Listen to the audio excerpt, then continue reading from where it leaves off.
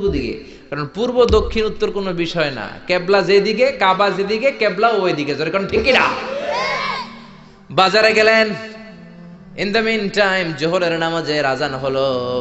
৬০ জন খ্রিস্টান পাদ্রী নাজরান থেকে আসা দেখতে লাগলেন বাজারের সব লোকগুলো বাজার থুয়ে মসজিদে দৌড়ায়। স্বর্ণের মদিনার স্বর্ণের দোকানদার দোকান বন্ধ করে না, শাটারও নামায় না, ক্যাশ বক্সের মধ্যে তালাও ঝুলায় না, সবাই দোকান এমনি রেখে দিয়ে দৌড়। ফলের দোকানদার ফলের দোকান বন্ধ না করে মসজিদে দৌড়। জামা কাপড়ের দোকানদার দোকান খোলা রাখে মসজিদে দৌড়। খ্রিস্টানরা তো অবাক, এ কেমন দেশ!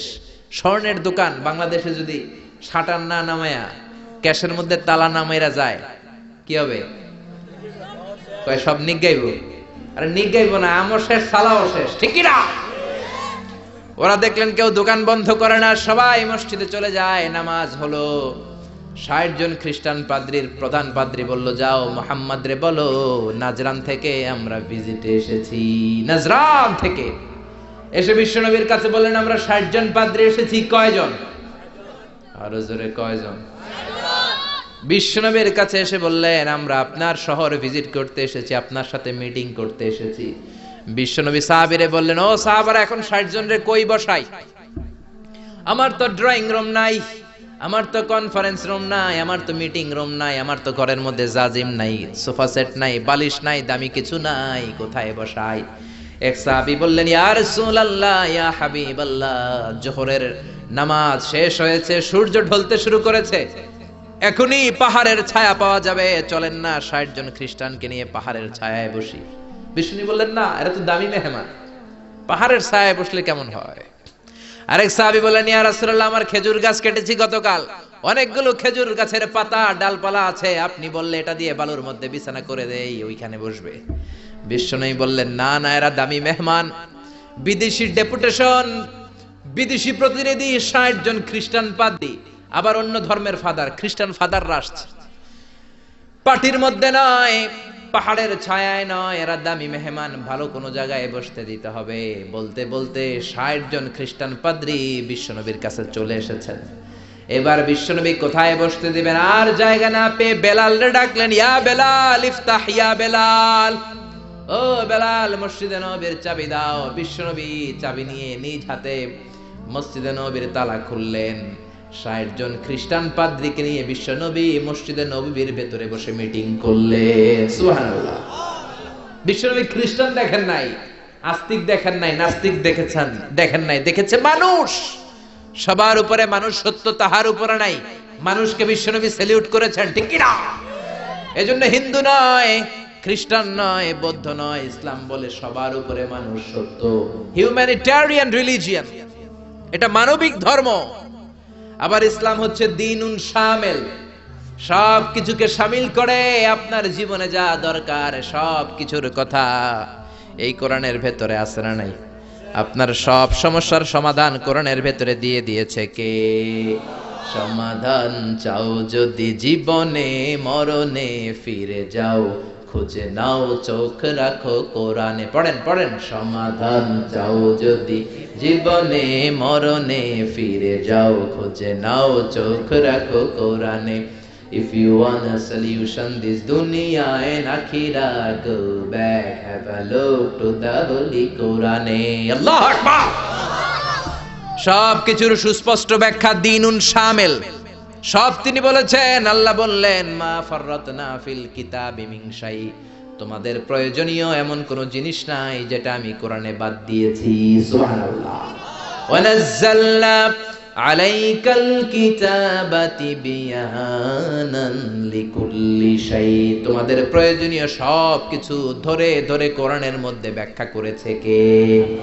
সব পাবেন আপনি। মহাকাশের কথা পাবেন, সাগর জলের কথা পাবেন, বায়োলজিক্যাল অ্যাসপেক্ট অফ মাউন্টেন্স, কেমন করে পাহাড় বানালেন সেটা পাবেন, কেমন করে পানি থেকে মানুষ বানালেন সেটা পাবেন, কেমন করে মায়ের পেটে বাচ্চা বড় হয় সেটা পাবেন, কেমন করে 24 দিনে দিন হয় রাত হয় সেটা পাবেন, কেমন করে জোয়ার ভাটা হয় সেটাও পাবেন। সব কোরআনের মধ্যে আছে না নাই?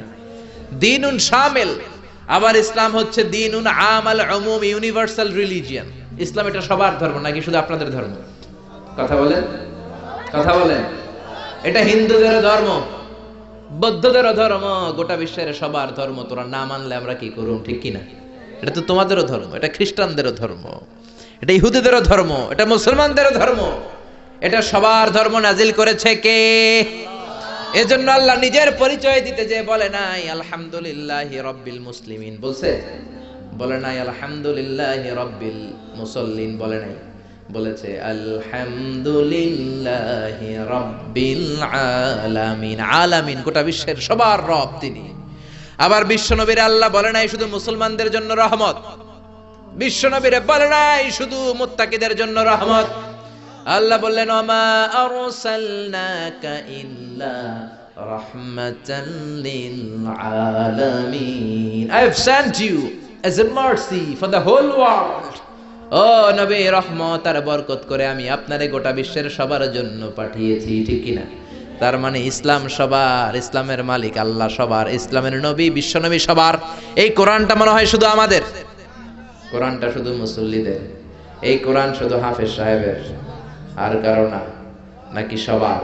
আল্লাহ বললেন এই কোরআন হলো যিকরা লিল আলামিন, ইন হুয়া ইল্লা যিকরা লিল আলামিন। কোরআন শুধু মুসলমানদের জন্য নয়, কোরআন শুধু নারীদের জন্য নয়, শুধু পুরুষদের জন্য নয়, যিকরা লিল আলামিন, গোটা বিশ্বের সবার জন্য হলো এই কোরআন, ঠিক কি না?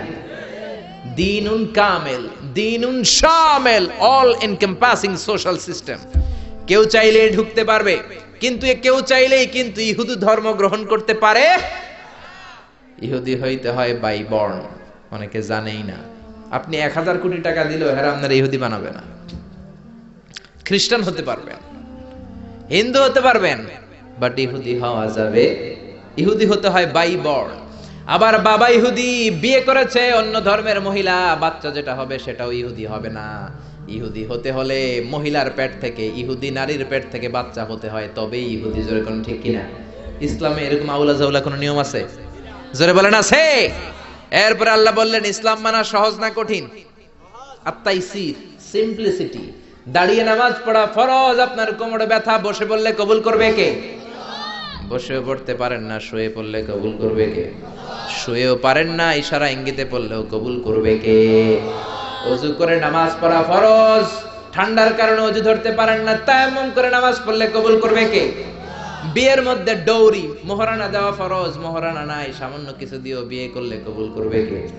কিন্তু পোলাপান তো বিয়ে করতে চায় না, বয়স একটা 30-35 আছে না নাই? কে হুজুর দোয়া করেন নিজের পায়ে খাড়াই। কার পায়ে? তাহলে এতদিন কার পায়ে খাড়াইছস? বিয়ে করাই দিবেন, ছেলে মেয়েদের বয়স হলে বিয়ে করাবেন, এটা মা বাবার উপর দায়িত্ব। চিল্লায় বলেন ঠিক কি না? ইসলাম হলো সহজ। আল্লাহ বলেন ইউরিদুল্লাহু বিকুমুল ইউসরা ওয়া লা ইউরিদু বিকুমুল উসর, আমি তোমাদের জন্য ইসলামটারে কঠিন করি না, ইসলামটারে সহজ করে দিয়েছে কে? মুআয ইবনে জাবালকে বিশ্বনবী ইমাম বানালেন।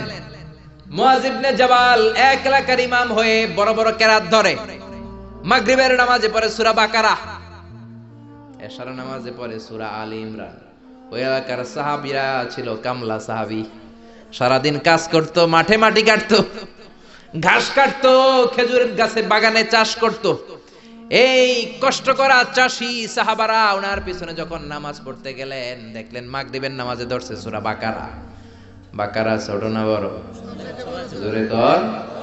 এশার নামাজে ধরছে আল ইমরান। এক কামলা সাহাবী নামাজ থুইয়া দিছে দৌড়, বারান্দায় যায় নিজে নামাজ পড়ছে, আর পারি না, সারাদিন কাজ করার পরে আর ধৈর্য কুলায়? কথা বলেন। একা একা নামাজ পড়ে বিশ্বনবীর কাছে যে বিচার দিলেন, ইয়া রাসূলুল্লাহ, ইয়া হাবিবাল্লাহ, এমন এক ইমাম আপনি আমাদের এলাকায় পাঠিয়েছেন, ইমাম মাগরিব পরে বাকারা দিয়া, এশা পরে আল ইমরান দিয়া, একদিন আর সহ্য করতে না পেরে নামাজ থেকে আমি দিছি দৌড়। কি করবেন আপনি? করেন। বিশ্বনবী মুআজকে ডাকলেন, বিশ্বনবীর চেহারাটা আগুনের মতো লাল করে দিল কে? ধমক দিয়ে বললেন ইয়া মুআজ আফাত্তানুন, ইয়া মুআজ আফাত্তানুন আনতা ইয়া মুআজ, তুমি কি সমাজে ফিতনা লাগাও নাকি? এই ফিতনাবাজি করানোর জন্য পাঠিয়েছি নাকি? খবরদার মুআজ, ইযা তাউমুন নাস ফালিয়ুখাফফিফ, যখন মানুষের নামাজের ইমামতি করবা ছোট্ট করবা, আর রাত্রি বেলায় যখন তাহাজ্জুদের নামাজে দাঁড়াবা তখন লম্বা করবা। সুবহানাল্লাহ। অনেকে নিজে নামাজ পড়লে তাড়াতাড়ি, ইমামতি পাইলে মাশাআল্লাহ এমন কারিয়ানা স্টাইল ধরে, কপাল পোড়া, বুঝে না ইসলামের পুরো মুখালেফ, অ্যান্টি ইসলাম। ইসলাম বলে জামাতে নামাজ হবে ছোট, কারণ তোমার পিছনে মুসাফির মুসল্লি আছে না নাই, অসুস্থ মুসল্লি আছে না নাই, মহিলাদের কাতারে অনেক মা দাঁড়িয়েছে, ওই মহিলার বাচ্চা কান্নাকাটি করে আছে না নাই। এখন আপনি যদি বাকারা ধরেন, মুসাফির নামাজ দিয়ে দিবে দৌড়, কারণ নোয়াখালী যাবে, নোয়াখালী ট্রেন 7টায়, আপনি এমন সূরা ধরেছেন ওটা শেষ করতে লাগবে 2 ঘন্টা, এরকম আছে না নাই। অসুস্থের অবস্থা কাহিল, আর এই ছোট্ট বাচ্চা কান্নাকাটি করে, মার অবস্থাও কাহিল, ঠিক কিনা? এজন্য ইসলাম বলে আল ইসলাম হলো তাইসির, একেবারে সহজ, ইসলামের মধ্যে কোনো বাড়াবাড়ি। বিশ্বনবী মুআযরে শিখালেন ইয়াসসিরু ওয়ালা তুআসসিরু, ও মুআয ইসলামকে সহজ করে উপস্থাপন করো, ওয়ালা তুনাফিরু ওয়ালা তুআসসিরু, ইয়াসসিরু সহজ করো, তো ওয়ালা তুআসসিরু কঠিন করো না, বাশশিরু ইসলামের সুসংবাদ সহজ করে মানুষকে দাও, ওয়ালা তুনাফিরু ইসলাম থেকে মানুষকে তুমি ভাগিও না। সুবহানাল্লাহ।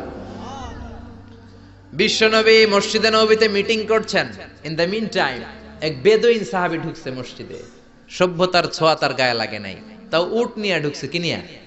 মসজিদে নববীর মাঝখানের পিলারে উট বাইন্দা মসজিদে নববীর মাঝখানে কাম শুরু করছে, মানে পেশাব শুরু করছে।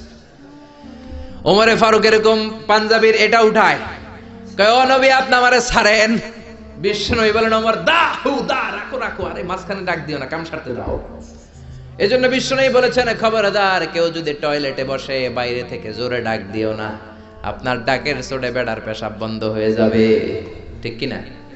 কেউ টয়লেটে ঢুকে ইচ্ছা করে থাকতে চায় না, বেশি নক করেন না, কাশি দিবেন, ভদ্র হচ্ছে কাশি দিবেন, তাহলে বুঝবে someone is waiting for me outside the washroom, একজন অপেক্ষা করছে আমার বেরোতে হবে। অনেকে যে ধুম ধুম করে বাড়ি মারে, আসে না নাই? ওই বেড়ার ভিতরে কাম শেষ, জামাও শেষ, পাঞ্জাবিও শেষ, জোরে কোন ঠিক কিনা? বিশ্বনবী বললেন দাহু ইয়া আমার, ওমর রাখো, যায়ও না, ওরে কাম সারতে দাও। ইচ্ছে মতো পেশাব করার পরে বিশ্বনবী সাহাবীদেরকে থামালেন। বিশ্বনবী বললেন 1 বালতি পানি ঢেলে দাও।